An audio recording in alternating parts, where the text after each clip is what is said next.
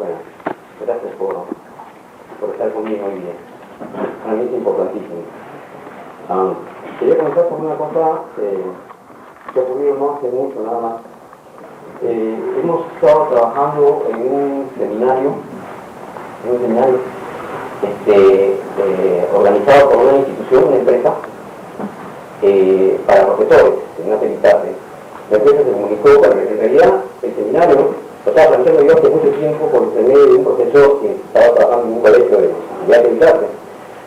Ahora, lo que tengo que pasar era amigo del dueño de la empresa esta y de Frente y Comunicación, esta vaina, entonces esta empresa me contrató a mí después para hacer un proyecto que era mío. Bueno, acepté, trabajé con él y me fui a 4 días, lo que me correspondía, para hablar de la relación y la aplicación de la historieta en la educación y en la 3 horas cada día. Había un seminario paralelo organizado por el municipio de Atericate con 2 UTE. Donde estaba, me iba trabajando, era una UTE, en la 006. Y no tenían dado local, que era un salón amplio en el tercer piso, 4 pisos, y en cambio los otros lectores que estaban en el auditorio principal, que era un inmenso auditorio. Los profesores habían pagado 40 soles cada uno, y había una buena cantidad de profesores. Nosotros estábamos arriba y los profesores no habían pagado, pero pagaba la UCE, por eso que pagaba una miseria además, ¿no? El asunto es que yo dividí en 4 partes el seminario. La primera parte era sobre la función de los medios. La función de los medios. O sea, ¿dónde se desarrollan estos medios, no? Para crear una especie de contexto. Porque esencialmente yo no desligo en ningún momento, ni lo haré jamás, la historieta, que es el arte que yo practico, o el trabajo que yo hago, no lo descendiendo jamás de la política o de la ideología. También dice que socialmente ningún ser humano es inocente, ¿no? No tiene actos inocentes, ¿no?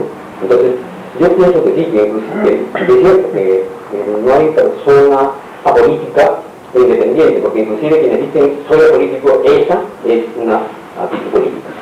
Entonces, yo digo, uno sale a la calle de una serie de problemas, saliendo a la calle porque las historias, yo no las invento, como dice un texto ahí cuando están en historietas, yo no invento las historias me las cuenta la realidad, me las escribe la realidad, la vida, yo no voy a dibujarlas nada más, o sea, yo no creo nada realmente, no voy a editar nada más, esto de acá me gusta, esto de acá lo utilizo para plantear lo que yo quiero plantear, ¿no? Entonces, en el seminario, en la primera parte, que era exclusivamente teoría nada más, todavía no había tocado nada de la historieta, en exclusividad, hablé un poco sobre la historia, todo. Comencé a hablar de lo que aprendí de joven, que es la infraestructura, la superestructura, y toda esa cuestión política, de que quien maneja realmente la política, la ideología, son los que tienen el poder, los que manejan la infraestructura. Quien tiene dinero son los que manejan los medios, finalmente. Son los que dan las ideas, son los que manejan los programas educativos, etcétera, etcétera. Entonces, y saqué a colación el hecho de que los profesores están mal pagados, la madre de mis hijos es profesora, yo estudié para profesor, yo sé que los profesores ganan una miseria, y inclusive comprobado que hay profesores, dentro de las profesiones donde existen más personas tuberculosas, es el magisterio, que son los profesores, entonces los maestros, y que no tienen ni siquiera recursos para modernizarse, actualizarse y comprarse libros y materiales que van a tener. Entonces, ¿de qué educación se habla? Cuando el presupuesto, que creo que es hoy día del 16%, me parece, en otros países es del 30%, 40% del presupuesto nacional, aquí es el 16%. Y 16% que no lo invierte, dicho sea de paso del gobierno, porque hay una cantidad de dinero que va al Ministerio de la Presidencia y eso ha sido utilizado hacia la educación. O sea, el gobierno no ha puesto una cantidad de dinero. El presidente de la República se lo ha dado a la educación y es miserable. El asunto es este, ¿no? Que comienzo a hablar de de política y me para. Y está hablando de la libertad de expresión. Yo no creo en la libertad de expresión. Yo no creo que exista la libertad de expresión. No ha existido jamás. Y no creo que exista tampoco, ¿no? Porque hay una falta de limitaciones en el Juan. Como decía la vez pasada que escuché a Sergio Erlanger, es cierto lo que dice, ¿no? O sea, hay unas limitaciones, uno tiene que moverse dentro de ese juego que le imponen en los medios.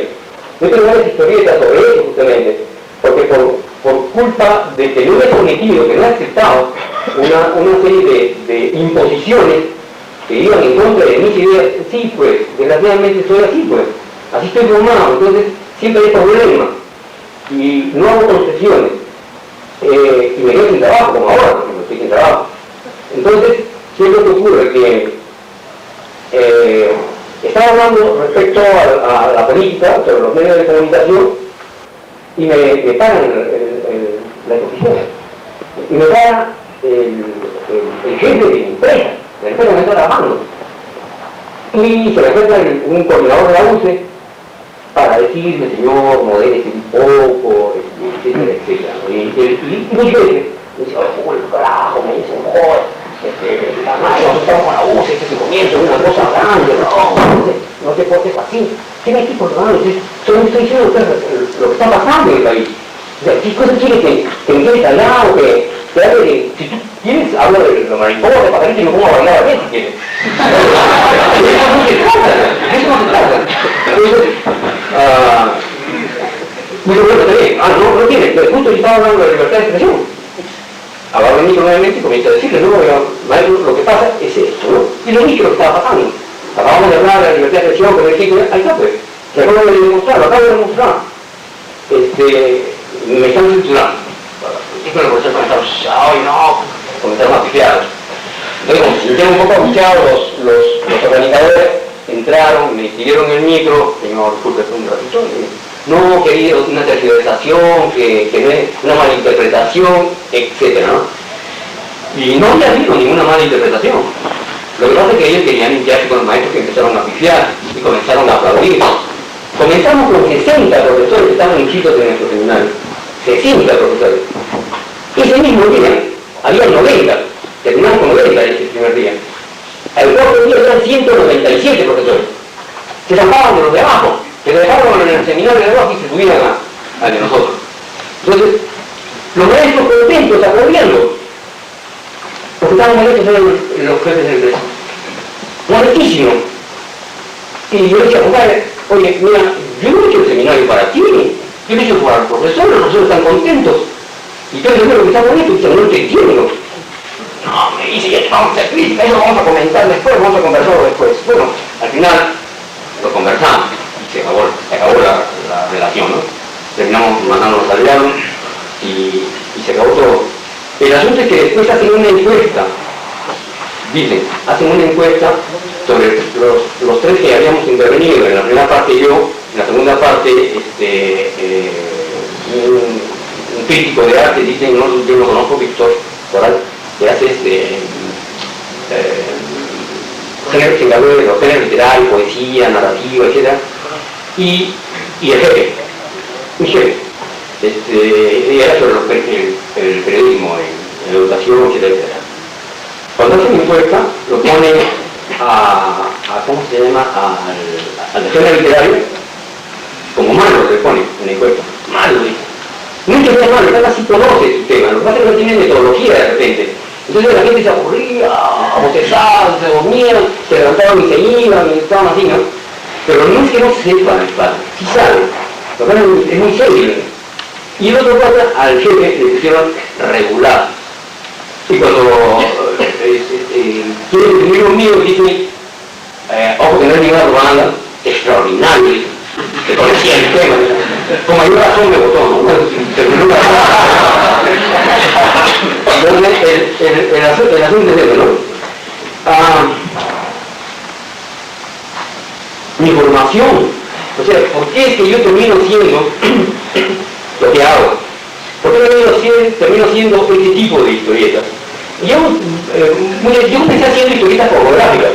Yo tenía 12 años cuando empiezo a dibujar. Yo copiaba, como la mayor parte de los dibujantes, copiaba historias. Mi padre no estaba en casa, mi madre y mi hermana nomás estaban conmigo, o yo estaba con ella, y no teníamos muchos ingresos, bueno, no tenían libros, tenía que buscarme la manera de conseguir. Entonces, yo conocía a un señor que vendía periódicos, revistas, historietas en el suelo, en las noches, en la avenida San Peña, la avenida principal del Callao, alrededor del mercado. Entonces, el señor que era dueña, claro. Y con la justa que tenía algo de dinero y compraba, elegía de 50 esta historieta, ¿no? Una. Y esa me llevaba muchas. Y me pasaba una semana entera mirando con lupa las sombras, las arrugas de la ropa, los gestos y por qué en un cuadro se ve la cara más grande y por qué en otro cuadro se ve más chiquito y por qué el cuerpo completo y los diálogos, etcétera, etcétera. Analizando y después copiando exactamente lo que había visto. Lo copiaba con minuciosidad. Entonces, a mí me llegaron, las primeras historietas que llegaron a mis manos fueron unas historietas de cowboys antiguas. Yo recuerdo muchos tres dibujantes, Manili, Severin y Jack Davis. Entonces, esos patas que también después los vi en otras revistas que eran cuentos de terror, cuentos de brujas, había unas revistas, no vi los dibujos de ellos, lo compraba y me lo llevaba, ¿no? Ese pata que tenía revistas en el suelo, me dice un día, oye, Julio, tú dibujas, me dice, ¿por qué? Oye, chama, no hacemos una revista de esta. ¿Cómo? La dibuja, y hace escrituras historias. Entonces, escucha, madre, digo, yo, durante 12 años,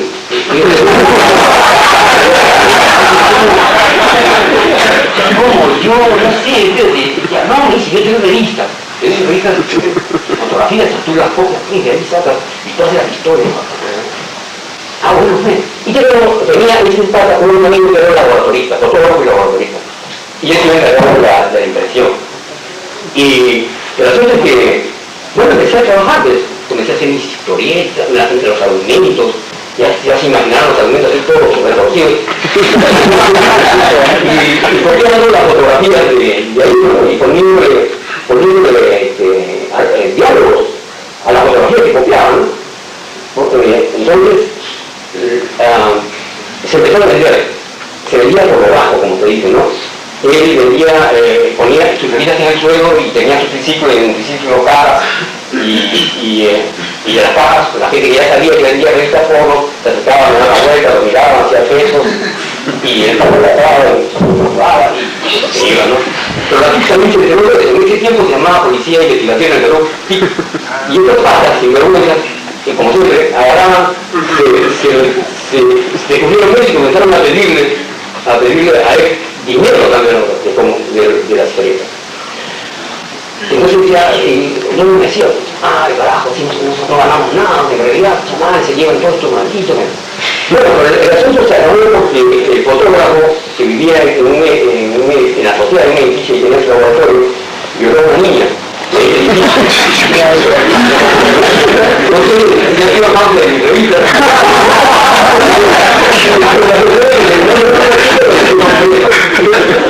Mandó todo allá, porque dice, para trabajar para ti, mejor no.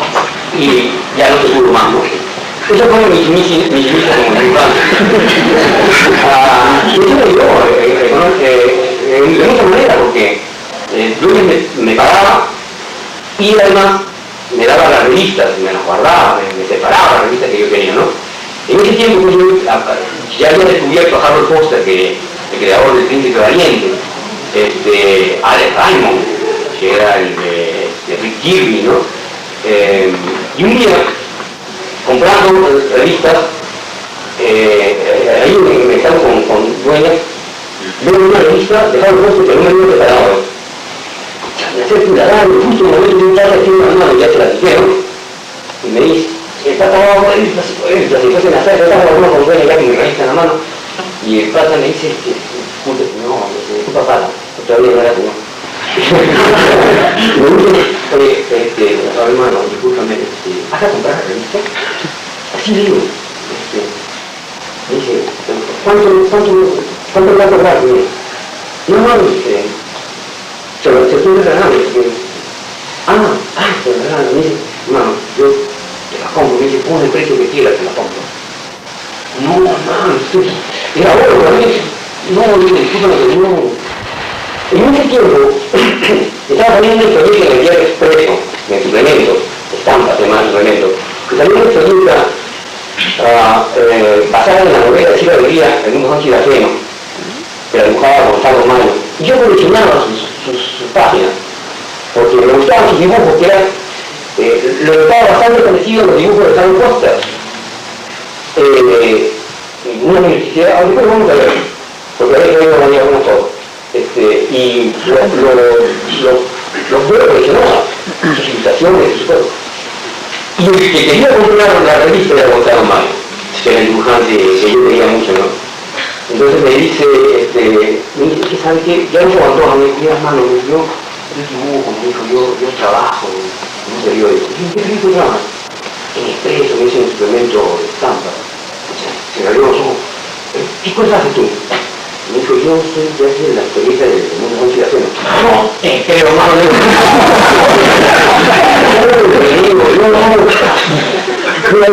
vamos a una cosa, ¿sabes? No sé, en este tiempo no había fotocopias.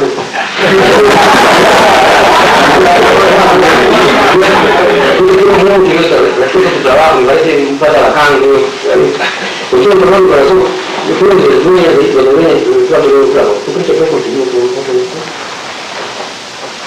Sí, no, me dice, me depósito de verdad. ¿Verdad? Sí, me dice, ya está, no sabes, toma, la verdad. No, me dice justo un poco más y me deja. Salió buena gente, qué bueno, ¿sabes? No, ya nos quedamos conmigo, nos hicimos palos. Nuestro primer dibujante, dicho sea pago, que no quería dibujar mujeres. Cuando dibujaba los senos de las mujeres, se dibujaba con una bolita así y con los pezones atentos. O sea, y yo la busqué porque nunca había tenido relaciones, no conocía a una mujer desnuda, ¿no? Y de repente tenía esta vergüenza de coger fotos estas de Penthouse o Playboy, no sé si tiene tiempo, pero sí se ve. Eso es mis inicios, Los primeros, uno de los primeros trabajos en el que me pasa la voz para colaborar es una revista de la aduana.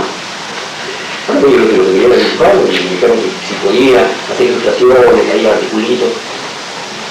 Ya pues yo con mucho miedo, mucho temor, una vez se la da de, yo sí puedo, pero a la hora de coger la pluma, porque una cosa es empezar a dibujar con y otra cosa es pasar la tinta, el momento que se pasa la tinta se escapa un montón de cosas, a veces se pierde la línea, y eso me pasaba a mí un montón. Entonces ya puedes comenzar a hacer, y como los papas no sabían nada de dibujo, y dibujar a mano no me importaba, ¿no? El asunto es que empecé ahí.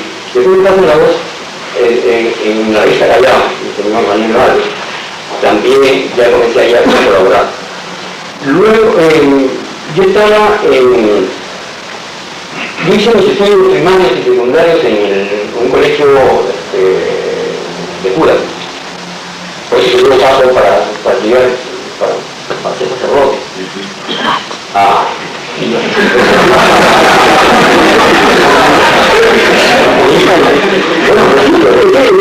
¿Sabes cuál es el asunto? Yo creo que era muy verdadero en esta cuestión, porque cuando yo llegaba a hacer muchas, o sea, como una falda, yo me ponía a comer las hostias, ¿no? Y hay mucho respeto por las hostias, digo, no, hermano, está bendito, ¿por qué? ¿Quién está bendito acá? Y me decía, no, le gustó hacer una fábrica, la monja no hace, la monja.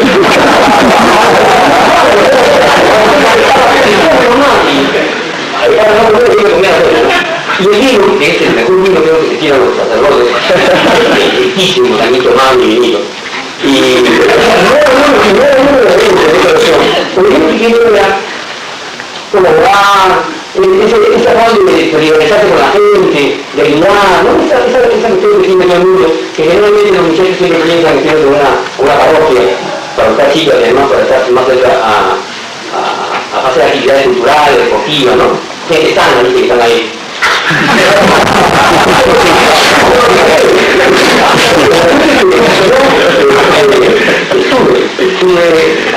Terminé la educación secundaria y me pasé al seminario.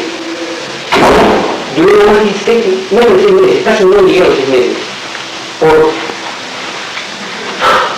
Me cuesta contarlo, pero fue lo que me ocurrió. Mi asesor espiritual es un sacerdote homosexual. Cuando yo vi 8, lo representaban 5. 3 de los 5 eran homosexuales.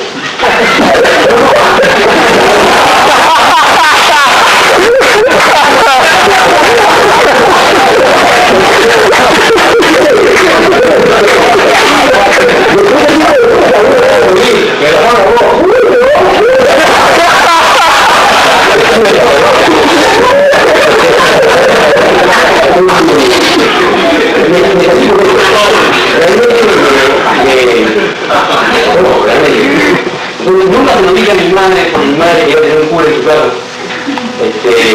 Nunca le dije el motivo, ¿no? Pero me salí. Yo tenía un primo que estaba estudiando en la Católica en ese momento. Ese primo que sí tenía un poco más de dinero y estudiaba en la Católica.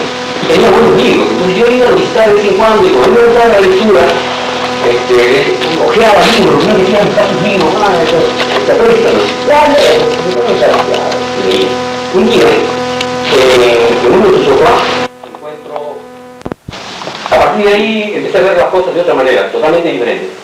Totalmente diferente. Ya había leído un poco a Mariátegui, había leído a Manuel González Prada, había leído un poco a Ribagüero, a Jorge Basal, un poco me estaba enterado de las cosas que pasaban en el país. Pero eso me rompió el cerebro. Claro, entendí cosas. Entonces volví a leer a Mariátegui y ahí entendí mucho mejor las cosas. Entonces, José María Rivera fue lo que completó mi formación ya dentro de la literatura, ¿no? Porque yo entré a estudiar a la universidad educación para profesor de literatura y castellano. Entonces ahí nos conocimos, a César Fibra, en la lista de una señorita caminando, y muy serio, muy se creía. La cuestión es que la primera entrevista, yo lo respeto mucho, pero ahí trabajaba, estudiaba, Jorge Pimentel, Juan Ramírez Ruiz, Gonzalo Rodríguez, Mario Luna, etc. Nos reunimos en mi cuarto porque mi madre me botaba cada rato en la casa, y yo como idiota me iba, me daba la vuelta, lloraba en la esquina y regresaba, ¿no? Un día dije, ¿por qué estoy trabajando en la prensa, dando mi plaza? Voy a esperar que mi mamá me votó otra vez, me votó, me fui. Me tiré un cuarto en La Colmena, por el cine de Venecia, que había una película porno, que no sé qué. Entonces, en un cuarto piso, un cuarto pequeñito que apenas entraba una mesa, una cama y un par de banquillos, eso es todo lo que entraba. Y tenía mi tocadiscos chiquitito y mis discos de Manuel Serrat, mis discos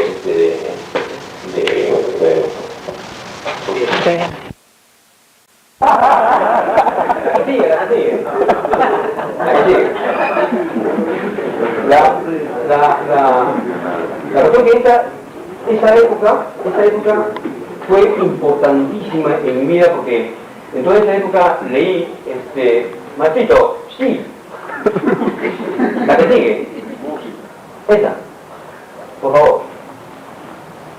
En ese tiempo fue la época en que más leí. Yo ya leía ya cosas, pero empiezo a leer pues a Kafka, Hermann Hesse, Samuel Beckett, Dostoyevsky, y después, eso en cuanto a literatura, yo luego en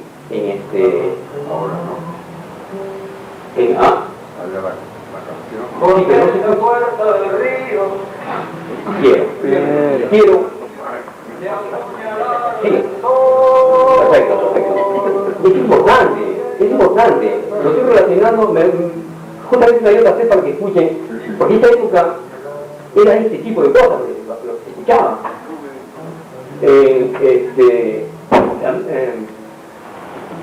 Entonces, mis lecturas era Pirandello, Ionesco, Vatel, Sade, Loremont, Rimbaud, Baudelaire, Verlaine, ¿me entienden? O sea, escucha, diablo, entonces uno empieza a escribir, para escribir primero tiene que leer, uno aprende a escribir leyendo. Eso es sencillo, ¿no? Eso lo dice todo el mundo, escribe. Entonces, yo empecé a escribir leyendo. En esos tiempos estaban de moda la poesía beat, o sea, Ferlinghetti, Allen Ginsberg, Gregory Corso, Jack Kerouac, William Burroughs, que era el maestro de los maestros, etcétera, etcétera, ¿no? Entonces esos patas nos marcaron a todos, ese grupo, la gente que hacía poesía, que escribía cosas en ese momento, nos marcaron terriblemente, ¿no? Paralelamente yo seguía leyendo política y cuando entro al diario de la prensa, yo postulo al diario de la prensa como corrector de estilo. Las cosas se cuentan solas. Las cosas se cuentan solas. Solo hay que saber mirar. Solo hay que saber mirar. Las cosas se cuentan solas. El asunto es que cuando yo entro al diario de la prensa, ahora cualquier corrector no se necesita saber nada. Yo creo que es igual que en la televisión, hay que ser estúpido para llegar a la televisión, ¿no? Y hacer programas así basura, no hay necesidad inclusive los periodistas, como ustedes mismos ven, no hacen repreguntas ya. Puede ir a Marta Chávez, puede ir toda la gente esa, y nadie la cuestiona, nadie dice nada, ¿no? Y se mandan con todo, ¿no? Entonces, ese es el periodismo que se ha estado haciendo, este periodismo basura, y se seguirá haciendo, porque toda la vida se ha hecho, sino que ahora ha sido igual que los videos de Montesinos que permitieron descubrir la inmoralidad y la corrupción que ha vivido toda la vida en el país, solo que esta vez, bueno, se grabó, antes no había videos, no había nadie sin grabar, entonces ahora pues ya se descubrió, se les dio la cara a todos, y no es novedad esto. El señor Bedoya, que dice que solamente era un pecadillo lo que conoció su hijo, significa bastante. Ese político fue el que gobernó con Belaúnde en la primera etapa. Yo estaba en el diario de la prensa, entro al diario de la prensa, y lo primero que me dicen cuando entro al diario es bueno, me toman un examen el jefe de redacción, el jefe de editorial, el jefe de personal, el jefe de correctores y un pata de internacionales, de cable. Hace un montón de gente para un puesto de corrector, y es raro, ¿no? Entonces comienzan a hacerme preguntas. El dueño del diario de la prensa, por si no lo saben, había sido ministro de Hacienda, lo que se llama hoy ministro de Economía, Pedro Beltrán. Y este señor, Pedro Beltrán, es espantoso, así se le llama.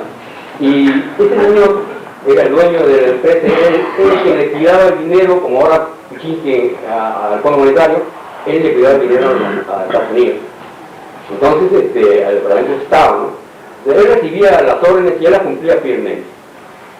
Por ejemplo, yo descubrí, yo tengo libros todavía de eso, porque le mandaban libros de Estados Unidos, para van a ver algunas cositas también. Le mandaban libros donde decía cómo debían trabajar los titulares, cómo debían trabajar las noticias, para relacionar, cuando había una información sobre Fidel Castro, sobre la Revolución Cubana, o sobre la Unión Soviética, o sobre la Revolución China, o lo que sea, o hablaran de Mao, de Ho Chi Minh, o lo que fuere, tenían que relacionar los titulares, por ejemplo, Mao, y abajo tenían sangre, de manera que el que leía Mao siempre lo relacionaba con lo que estaba abajo, sangre, o sea, Mao sangre, Mao violencia, etcétera, etcétera, ¿no? Lenin tal cosa, así manejaban las noticias, los titulares. Entonces, pasé el examen, me quedo, y lo primero que me dicen es, mira hermano, no te sindicalices, porque había dos sindicatos, obrero y uno de empleados, sí, de periodistas, empleado y periodista. No te sindicalices, popularmente, porque ellos pelean, luchan, y a nosotros nos aumentan igual, sin meternos en el sindicato ni pelear. Oye, pero eso me parece una mariconada. Sí, igual, ¿para qué vas a pelear? Estás aquí con la empresa y... bueno, ya, si te piensas así, bueno, todo el mundo decía lo mismo, ya, acá. A los 3 meses, que era más o menos el tiempo que que permitían para estabilizarse, automáticamente ya pasaba a planilla. No había paso planilla, me sindicalismo.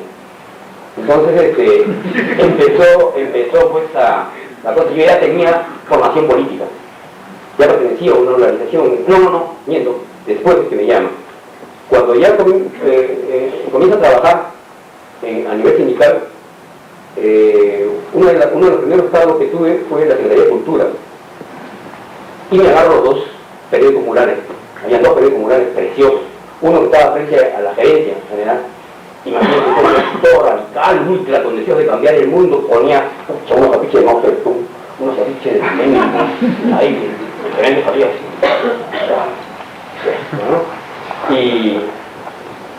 Pero había también los trabajadores amarillos, ¿no? O sea, esos patas que, como yo le escuché una vez a un señor, ¿ustedes saben? Ahí ocurrió un montón de cosas vergonzosas, ahí aprendí muchas cosas. El señor Beltrán a veces iba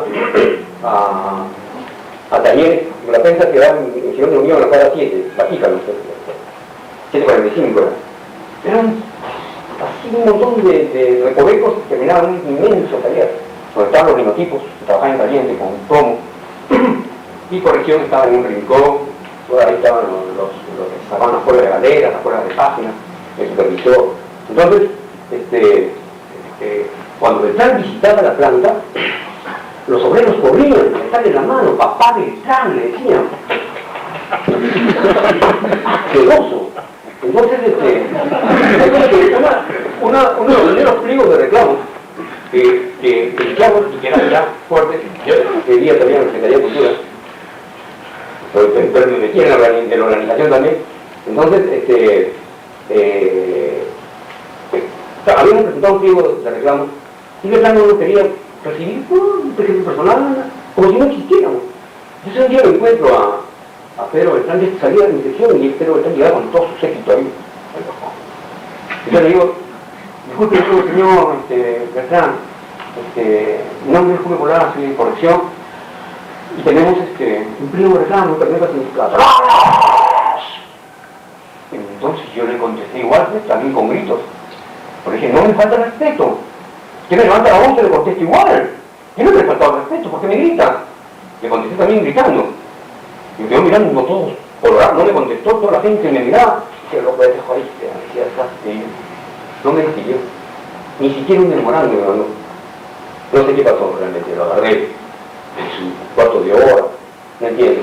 Pero lo grité realmente rabioso, porque me dio cólera que el trato que me dio. Eso fueron mis inicios. A partir de ahí, boletines, periódico mural, y había contactos. Han desaparecido prácticamente los sindicatos, quedan muy pocos sindicatos actualmente porque Construcción Civil, Sujet y uno que otro por ahí han desaparecido, los han desaparecido. Ahorita ven en el contacto del neoliberalismo,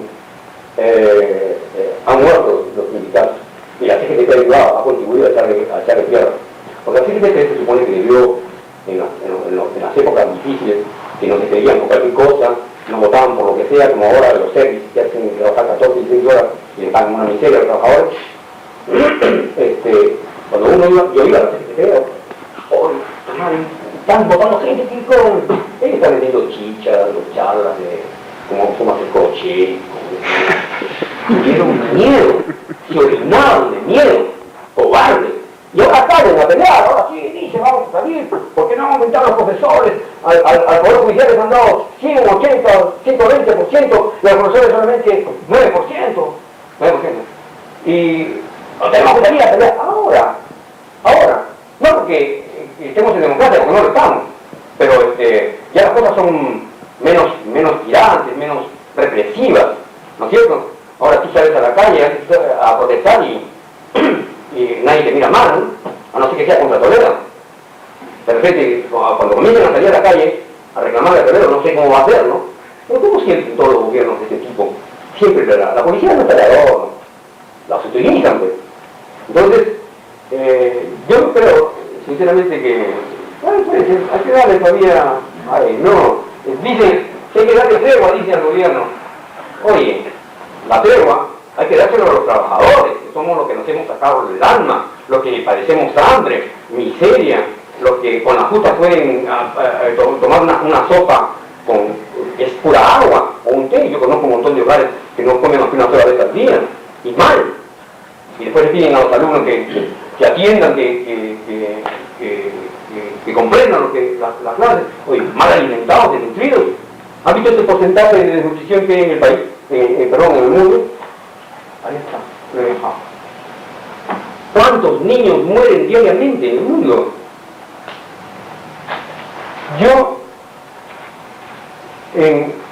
Hay una foto que yo siempre me dio dos partes. Yo te digo, ahorita se las muestro. Es una foto que se ve a un niño, es una fotografía de un pata que se llama Parker, que fotografió en Sudáfrica. En Sudáfrica mueren un montón de gente, no solamente niños. Los niños no sufren, y hay culpables para eso, ¿no? O sea, no es así una cosa abstracta, no es que hay el gobierno, hay culpables quiénes son los gobiernos. Hay nombres, hay rostros ahí para señalar. Pero esa gente son las que matan a la gente. El crimen más grande de todos los tiempos es lo que yo considero es el hambre. Y el hambre es propiciada por gobiernos, por políticas económicas. Bueno, el asunto es que empiezo a trabajar a nivel sindical, y había contactos con otros sindicatos, con federaciones de trabajadores, había reuniones, y me pasaban la voz, me invitaban al sindicato, y yo iba a la representación de mi sindicato, y hablaba, y aquí y allá. Entonces empezábamos a tener contacto con la gente de otros sindicatos. Entonces cuando había movimiento, cuando había paro, cuando había cosas, todos los trabajadores colaboraban, contribuían en eso. Eso los jóvenes no conocen lo que es eso. Por eso, cuando les hable de las otras cosas que también me han formado, se van a dar cuenta de que, bueno, tengo razones para actuar, para hacer así, para pensar así. Porque asimilé cosas, pues. Desgraciadamente, de repente para mucha gente, pero afortunadamente para mí, mi cerebro funciona solo, yo no lo controlo, se va. ¿No? O sea, yo no tengo la culpa, además.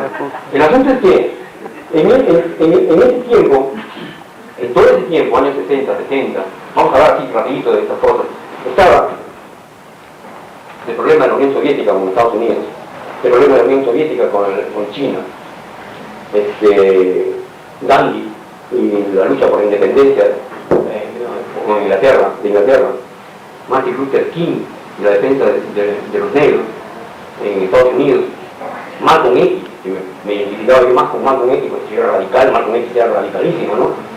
Y luego paralelamente Cassius Clay, que luego se hace musulmán y se convierte en Muhammad Ali, un pata que no quería ir a la guerra, y porque no quería ir a la guerra de Vietnam le quitan el título, ¿no?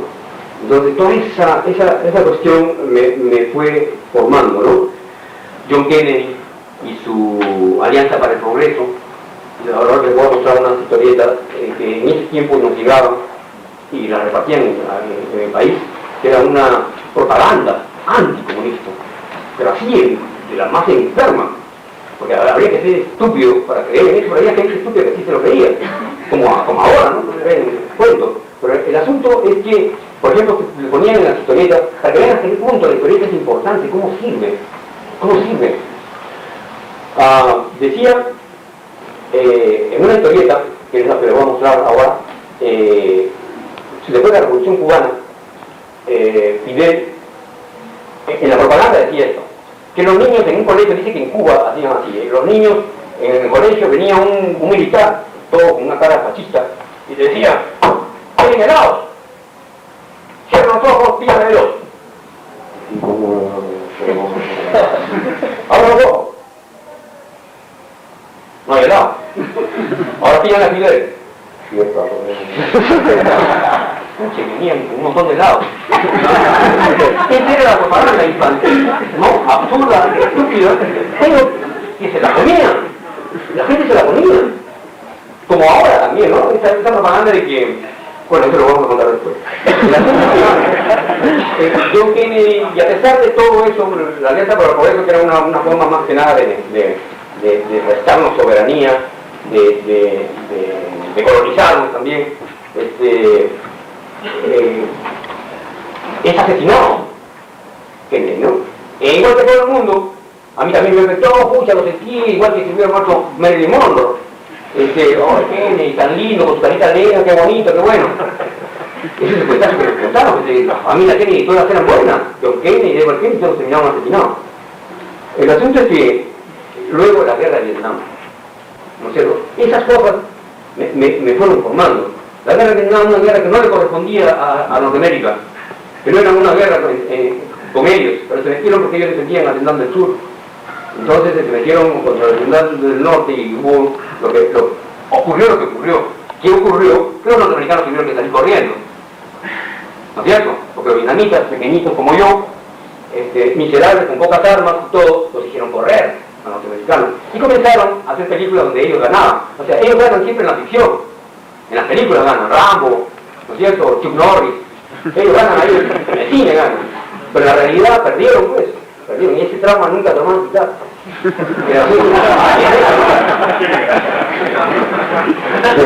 Pero eso también nos marcó en esa época.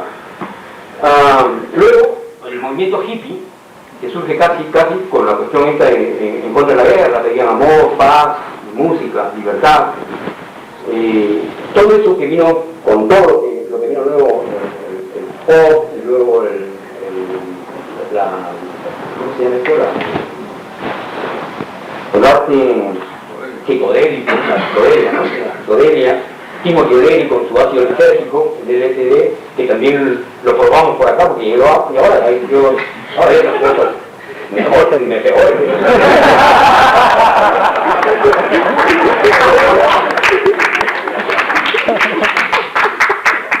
El asunto que en ese tiempo fue la marihuana, el ácido lisérgico y todo eso, que era pues sinónimo realmente, estaba combinado con eso, inclusive la filosofía hindú, cuando llegaron los Beatles, pues John Lennon, yo ya había leído a Rabindranath Tagore, que no tiene nada que ver con el asunto, pero era un escritor de la India buenísimo, el libro me gusta mucho.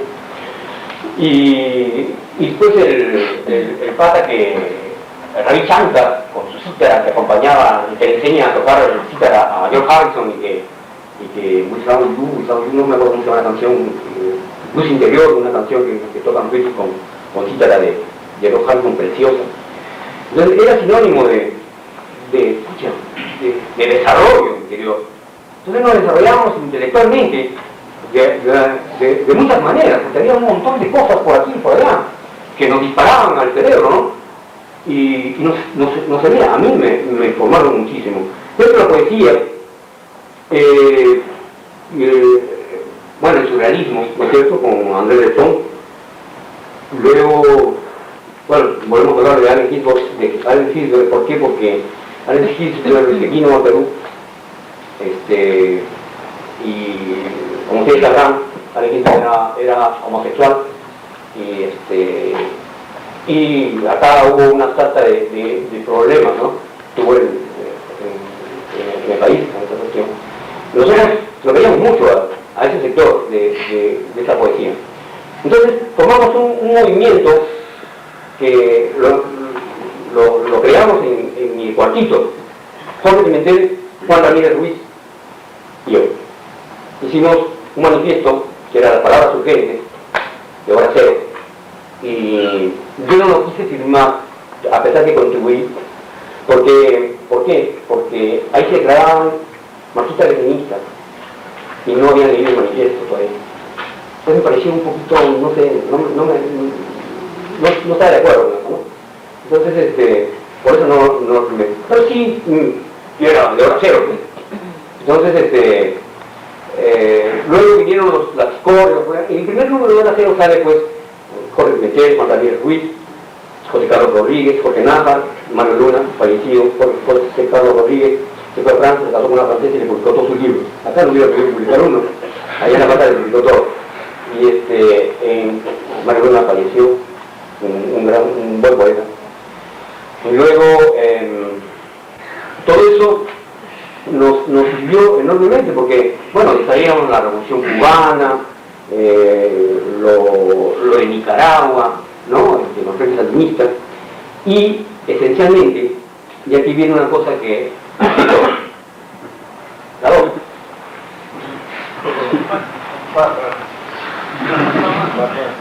Ah.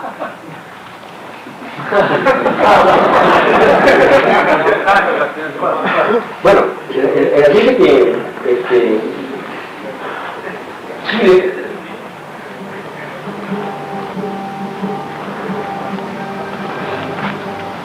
yo pregunto a los presentes si no se han puesto a pensar que esta tierra es de nosotros y no del que tenga más. Esta canción se llama Alejandra y el autor es Daniel Guillén, un uruguayo, y la canta en este momento Víctor Jara, que fue asesinado brutalmente dentro de todos los miles que asesinaron a la dictadura de Pinochet y que desaparecieron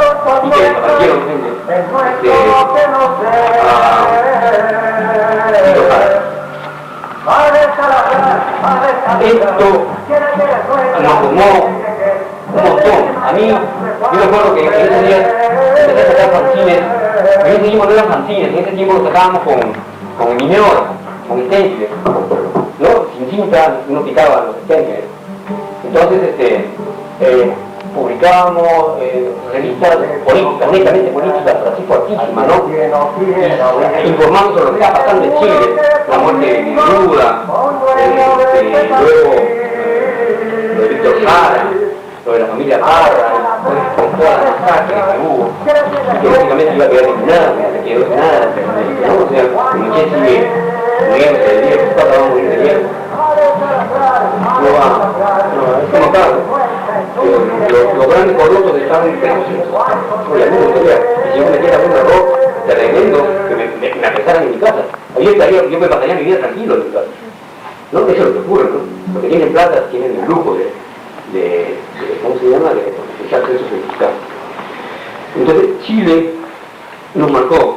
Maestro, la que sigue, ese es una importante, porque es una ternura inmensa. Todo eso nos enseñó Víctor Jara, todo eso aprendimos con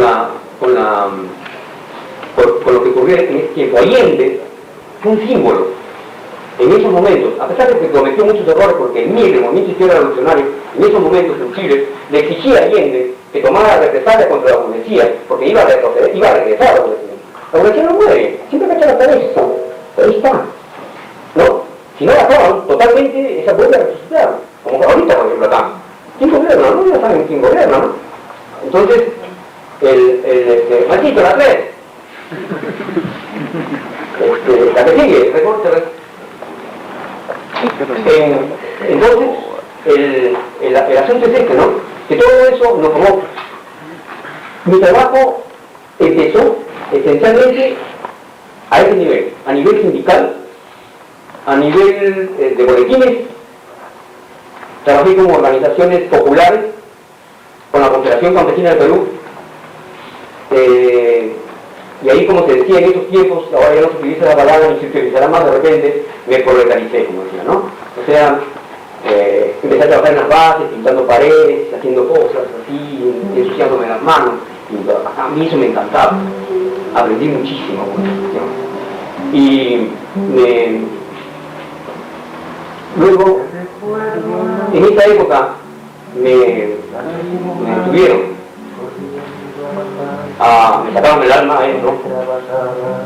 Y lo que ocurre después cuando uno le ocurre este tipo de cosas es, o sale quebrado y dice, nunca más me vuelvo a meter en esta vaina, o sale rabioso y sigue hasta el final.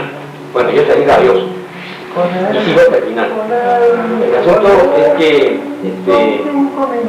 en la época cuando entra en Velasco Alvarado, después de dar el golpe militar a Belaúnde,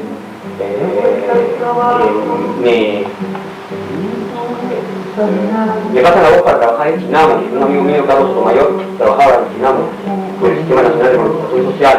Me pasan la voz para que hagan historietas sobre la reforma agraria. Y yo digo, yo no creo en esto, yo no creo en militar, yo no creo en esta vaina. Me dice, léelo, y tú ves, me dice, vamos a hablar bien. Bueno, me lo leí, fui y se lo devolví y dije, no hermano, no creo en eso. Yo estaba con la Confederación Campesina de Perú, que era la oposición. Entonces, el asunto es que cuando toman los medios de comunicación, los diarios, el gobierno militar toma los medios de comunicación que dice que socializan los diarios. Yo creo que eso estaba, a pesar de que yo he sufrido en ese tiempo problemas, yo pienso que ha sido una buena etapa en el país, que creo que deberá ser reivindicada en algún momento, de alguna manera, porque pienso que la reforma educativa que se hizo con Augusto Salazar Bondi, me parece que es lo mejor que se hizo en el país, la mejor reforma educativa que se hizo. Entonces, yo respeto, siempre hago la distancia. Luego viene ¿cómo se llama? Moreno Bermúdez de dar golpe militar. Pero para esto había tomado los medios, como decía, y luego repartieron los medios a diferentes sectores sociales del país. La prensa le tocó al sector laboral, el comercio le tocó, creo, al sector campesino, me parece, al sector agrario, al sector campesino, me parece. Y Ojo le tocó a los artistas, algo así, no recuerdo exactamente. El asunto es que buenos directores, además, comenzaron con Walter O'Neill en la prensa y terminaron con Luis Jaime Cisneros Izquierda, el hermano del que fue el gaucho, el ministro del Interior más terrorífico que estuvo aquí, me parece. Cada vez que hacíamos huelga, el director no se hacía problema, luego, hermano, oye, están poniendo acá los trabajadores, hombre, todo el mundo tenía los cachacos que teníamos en el periódico, ¿no?